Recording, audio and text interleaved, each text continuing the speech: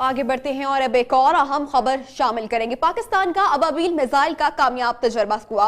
ISPR के मुताबिक missile 2200 kilometre तक हदफ को निशाना बनाने की सलाहियत रखता है। कामयाब तजर्बे पर वजीर आजम मियां मोहम्मद नवाज शरीफ और army chief general Qamar Javed Bajwa ने पाक फौज को मुबारकबाद दी।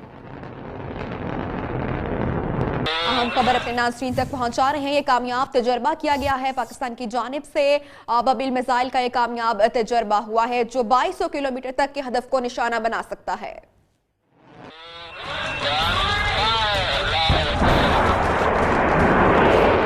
दिफाए वतन को नाकाबिले तस्खीर बनाने के लिए पाकिस्तान का एक और इनकलाबी कदम। पहले अबाबील मिसाइल का कामयाब तजुर्बा। ISPR के मुताबिक जमीन से जमीन तक मार करने की सलाहियत का हामिल अबाबील मिसाइल 2200 किलोमीटर तक हदफ को निशाना बना सकता है।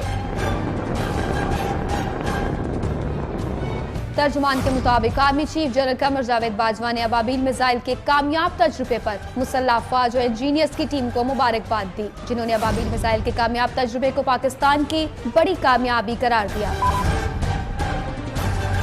वज़ीर आज़म नवाज शरीफ ने भी मिसाइल के कामयाब तजुर्बे पर कौम और मुसल्लह अफवाज को मुबारकबाद दी।